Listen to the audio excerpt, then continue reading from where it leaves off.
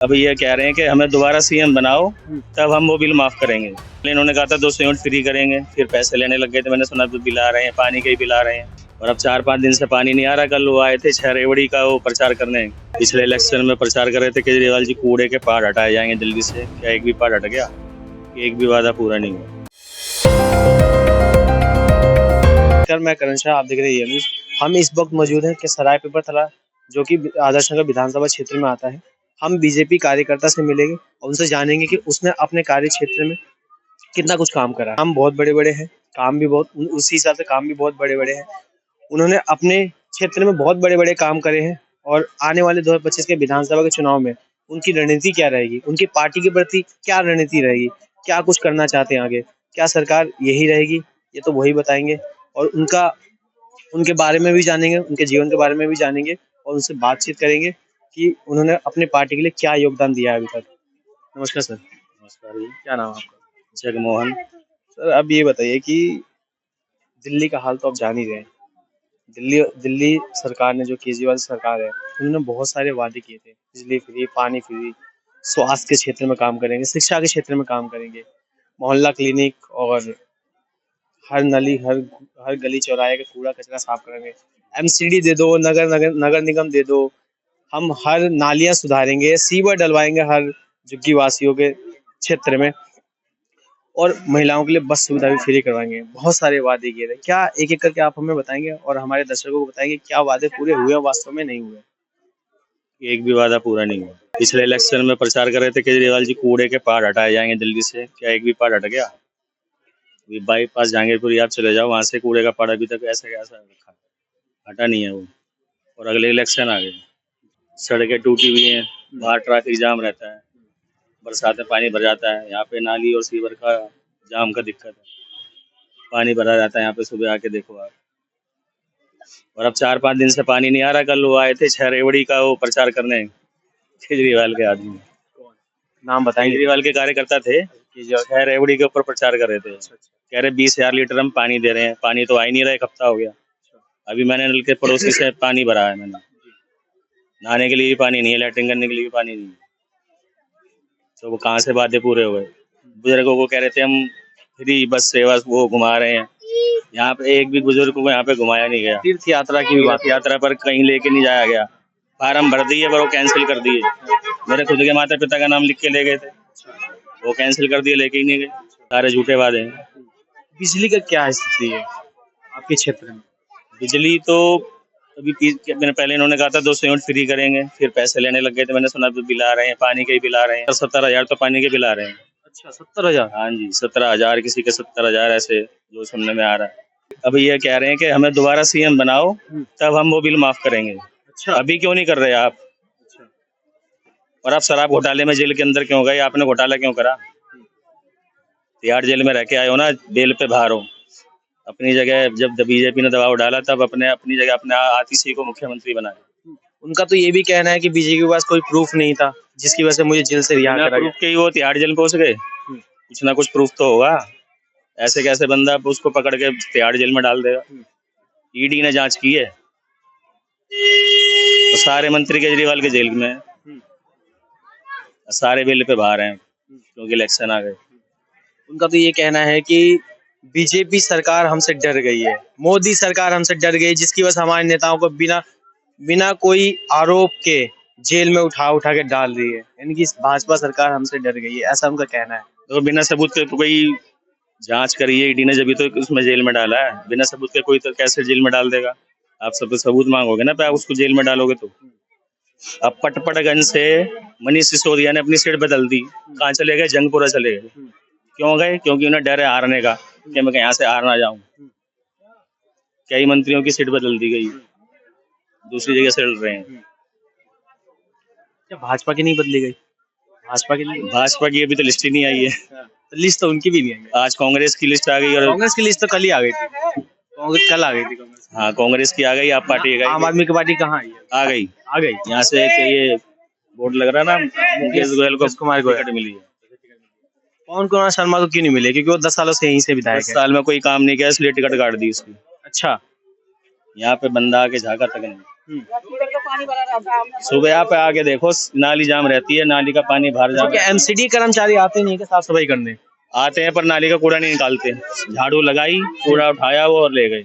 हम कहते हैं तो वो निकालते नहीं है, कहने के बावजूद भी। और कई महीने में नाली का कूड़ा निकलता है, ढेरी हमारी दुकान के आगे निकाल दी जाती है, फिर वो उठाते नहीं है, कई दिन में उठाते हैं। सर ये बताएं कि स्वास्थ्य क्षेत्र में केजरीवाल सरकार ने कितना कुछ काम करा है? स्वास्थ्य के क्षेत्र में सुन रहा हूँ, मोहल्ला क्लिनिक में नकली दवाइयाँ दी जा रही हैं, डॉक्टर नहीं होता, कर्मचारी इलाज कर रहे हैं, ऐसा सुनने में आ रहा है। अच्छा ये बताइए कि केजरीवाल सरकार का ये आरोप में जैसे दवाई देते हैं, तो जो महंगी दवाई होती है वो कहते हैं खत्म हो गई, बाहर से लो, केमिस्ट से खरीदो। सस्ती दवाइयाँ पकड़ा देते हैं,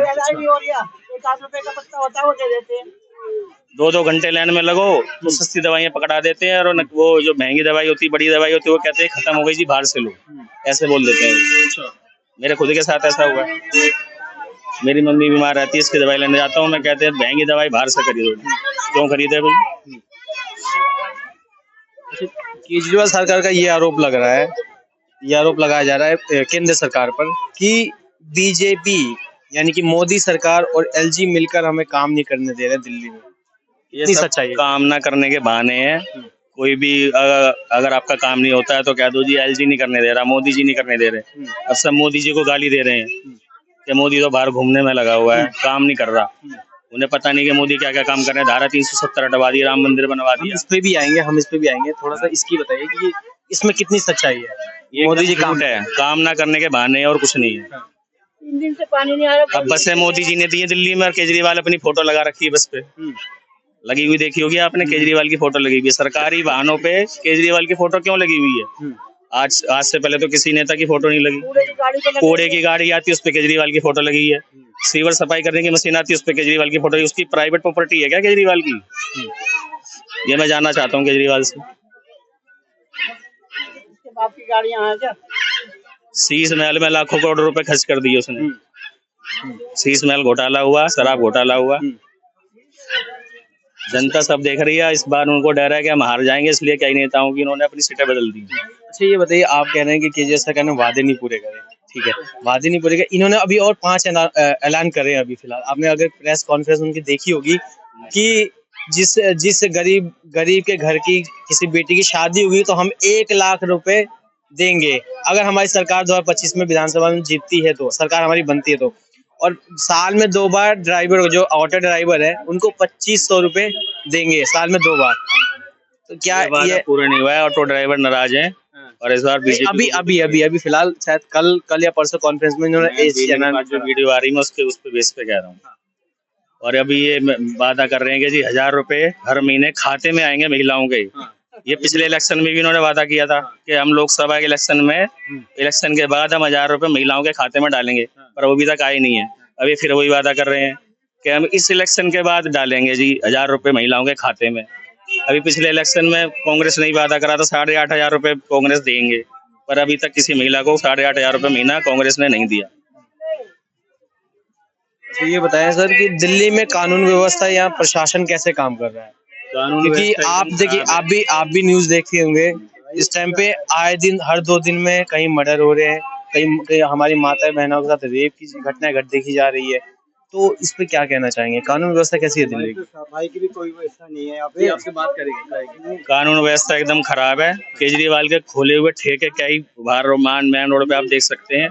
बहन बेटी का निकलना मुश्किल है। शाम के समय जाके देखिए, शराबी भीड़ लगी रहती है वहाँ पे। कोई कुछ खा रहा है, कुछ खा पी रहा है, और महिलाओं को छेड़ा भी जाता है, कमेंट करे जाते हैं। कोई बहन बेटी रात को निकल नहीं सकती बाहर रोड पे। आप जाके देखो शाम के समय, इतने ठेके खुले हुए हैं। 1 किलोमीटर के दायरे में इतने ठेके खुले हुए हैं, कह नहीं सकते। इसमें तो केजरीवाल सरकार का ये आरोप लग रहा है केंद्र के ऊपर कि दिल्ली का जो पूरा लॉ एंड ऑर्डर है वो माननीय गृह मंत्री अमित शाह जी के अंडर में है। जैसा अमित शाह जी दिल्ली पुलिस को आदेश देते हैं, वैसा दिल्ली पुलिस काम करती है दिल्ली के अंदर। हमारी तो कोई सुनती ही नहीं है। भी केजरीवाल जी ने कहा था पीछे के एमसीडी हमें दे दो, हम दिल्ली को चमका देंगे, लंदन बना देंगे, पेरिस बना देंगे। क्या केजरीवाल ने सफाई कर दी? दिल्ली सफाई कर दी। जगह जगह कूड़े के ढेर लगे हुए, गंदगी हो रही है, कूड़े के पहाड़ लगे हुए, वो साफ नहीं हुए, तो कहाँ से सफाई कर दी? प्रचार उन्होंने करा था कि कूड़े के पहाड़ जो दिल्ली में बने हुए हैं वो साफ करेंगे, अभी तक साफ नहीं हुए। तो ये वादा कब पूरा हुआ? अगले इलेक्शन आ गए। कानून व्यवस्था के बारे में कितनी सच्चाई है? क्या उनका ये कहना सच है? अभी खराब है। अभी जैसे इन्होंने कहा कि हमें एमसीडी दे दो, हम दिल्ली चमका देंगे। अब पुलिस इनको दे दी तो पुलिस का भी सत्यानाश कर देंगे। सत्यानाश कर देंगे। और क्या। अच्छा ये बताइए कि केजरीवाल सरकार ने अभी एक फ्री शराब की बोतलें बांटी थी, तो शराब की बोतलें बांटी थी, तो वो कितना हद तक सही था? एक के साथ एक जो फ्री दारू दी थी ना, उससे पब्लिक के घर खराब हुए हैं। बच्चे भूखे घर में सो रहे हैं, लेटे हैं, पर बंदा क्या कर रहा है, दारू खरीदने जा रहा है बाहर। भीड़ लगी हुई थी ठेकों पे, जैसे फ्री भंडारा चल रहा हो। गली के भारी है सारे ठेके। एकदम गलत था। इसी घोटाले में तो फंसा है केजरीवाल और मनीष सिसोदिया। आपको नहीं लगता इससे हमारा युवा बहुत ज्यादा प्रभावित हुआ है? खराबी तो है, क्यों नहीं हुआ। छोटे जो यूथ है, जो यूथ जनरेशन है, उससे वो बहुत ज्यादा नशे की चपेट में है। इससे मतलब हमारे जो यूथ है वो नशे की चपेट में है इसकी वजह से। हाँ जी, हाँ जी। अच्छा ये बताइए कि चलिए ये तो हमने राज्य स्तर पर हमने बात करी, केजरीवाल सरकार के बारे में बात करी। मैं आपसे ये जानना चाहता हूँ, आप बीजेपी के कार्यकर्ता हैं, आप बीजेपी का समर्थन करते हैं, तो ये बताइए मोदी सरकार ने देश के अंदर कितना काम करा? मोदी सरकार ने काम नहीं करा। आप बताइए, हम तो आपसे जानते सबसे बड़े मुद्दे थे, जो एजेंडा था बीजेपी का, राम मंदिर बनाना जी। जो पिछले 5 सालों से पेंडिंग पड़ा था। 5 सालों से हिंदू लड़ रहा था राम मंदिर बनाने के लिए। सबसे बड़ा मुद्दा था राम मंदिर बनाना, वो हमने बना के दिया, मोदी जी ने बनाया। दूसरा, धारा 370 कांग्रेस ने हटाई नहीं। कम समय के लिए लगाई थी कि हटा देंगे, पर हटाई नहीं। 70 साल बाद मोदी जी ने धारा 370 हटा दी। दूसरा काम ये हो गया। फिर पाकिस्तान के ऊपर surgical strike, air strike Modi ji ने करी। अभिनंदन को 2 दिन में वापस जिंदा लेके आया, जो हमारा पायलट ओनर पकड़ लिया था। नहीं तो कांग्रेस के राज में गर्दन काट के फुटबॉल खेलते थे आतंकवादी। और 3 तलाक का कानून बनाया। पर फिर भी जो अल्पसंख्यक समुदाय के लोग हैं, बीजेपी को वोट नहीं करते। सब कुछ खा रहे हैं लेके बीजेपी से, पर बीजेपी को वोट नहीं कर रहे। आपको ये नहीं लगता बीजेपी सरकार देश के अंदर बहुत ज्यादा महंगाई के स्तर को बहुत ज्यादा बढ़ा रही है? महंगाई स्तर बढ़ रहा है बीजेपी सरकार। सुविधा भी तो दे रही है, महंगाई बढ़ रही है। तो कांग्रेस ने क्या महंगाई कम कर दी 70 साल में, जो मोदी जी बढ़ा रहे हैं? बताओ। तनख्वाह भी तो बढ़ रही है नेताओं की, वो भी तो बढ़ रही है सैलरी। ऑपोजिशन पार्टी को ये आरोप है कि मोदी जी रोजगार खा गए हैं, बेरोजगारी आ रही है उनके सरकार में। राम मंदिर बनने से कितना रोजगार मिला है? क्या अयोध्या में रोजगार बिल्कुल खत्म हो चुका था? कितना रोजगार मिला कि नहीं मिला? नया एयरपोर्ट बनाया, नया रेलवे स्टेशन बनाया, वहां पे रोजगार नहीं मिला राम मंदिर बनने की वजह से। धारा 370 हट गई, कश्मीर में रोजगार नहीं मिला। और ये बताइए कि राम मंदिर की बात कर रहे हो, तो केजरीवाल सरकार का ये आरोप है और कांग्रेस का भी ये आरोप है कि मोदी सरकार देश के अंदर जातिवाद खेल रही है, हिंदू मुस्लिम को आपस में लड़वाने का काम कर रही है। इसमें कितनी सच्चाई है? ये एकदम झूठ है। कांग्रेस करवाती थी वो जाति जनगणना। किसने करवाई? कांग्रेस ने करवाई, मोदी जी ने कभी नहीं करवाई। जाति के आधार पर हिंदुओं को बांटा जा रहा है। यूपी में भी जाति जनगणना हुई थी। अब बांग्लादेश में हिंदुओं को मारा जा रहा है। कि वो जाति पूछ के मार रहे हैं? सिर्फ हिंदुओं को मारा जा रहा है, और कोई हिंदू बात नहीं कर रहा कि बांग्लादेश में क्यों हिंदू मारे जा रहे हैं। और मोदी जी को कह रहे हैं मोदी जी कुछ नहीं कर रहे, मोदी जी आराम से बैठे हुए हैं। ये बताइए कि आने वाले 2025 के विधानसभा के चुनाव में क्या रणनीति रहेगी बीजेपी की तरफ से, और उनके कार्यकर्ता किस तरीके से सपोर्ट करना चाहेंगे बीजेपी को? इस बार 100% बीजेपी आएगी, क्योंकि केजरीवाल के झूठे वादों से जनता को पता लग चुका है कि केजरीवाल कितना झूठा और कितने झूठे वादे करे हैं, और काम कुछ नहीं करे। सिर्फ फ्री के चक्कर में फंसी जनता और कुछ नहीं। पानी फ्री और बिजली फ्री के चक्कर में तो फंसी, और तीसरा काम बता दो और क्या करा। कि आप किसको सपोर्ट करना चाहेंगे, यानी कि आप बदलाव देखना चाहते हैं दिल्ली में, नहीं सेम पार्टी? देखो, 15 साल से तो कांग्रेस का राज था, शीला दीक्षित मुख्यमंत्री थी। फिर उसके बाद 10 साल से केजरीवाल का राज है। अब हम बीजेपी को चाहते हैं दिल्ली में, ताकि कुछ काम हो सके। ठीक है, धन्यवाद आपका। जैसे कि हमने देखा, हमने अपने दर्शकों को भी मिलवाया बीजेपी कार्यकर्ता से, उन्होंने अपने बहुत अच्छे तरीके से जवाब दिया और बहुत तरीके से ये भी चीजें बताई कि सरकार की क्या नाकामयाबी रही है, केजरीवाल सरकार की। बहुत चीजें हमने उनसे जानी, उनके पार्टी के बारे में पूछा, और आने वाले 2025 के विधानसभा के बारे में भी पूछा कि वो किसको सपोर्ट करना चाहते हैं। और उन्होंने ये बहुत अच्छे तरीके से बताया, बहुत अच्छे तरीके से जवाब भी दिए कि आने वाले 2025 में वो बदलाव देखना चाहते हैं, बीजेपी सरकार देखना चाहते हैं, क्योंकि केजरीवाल सरकार से वो तंग आ चुके हैं, झूठे वादों से, झूठी चीजों से ये तंग आ चुके हैं। ऐसे न्यूज देखने के लिए बने रहे हमारे न्यूज के साथ। मैं करण शाह, कैमरामैन आदित्य के साथ।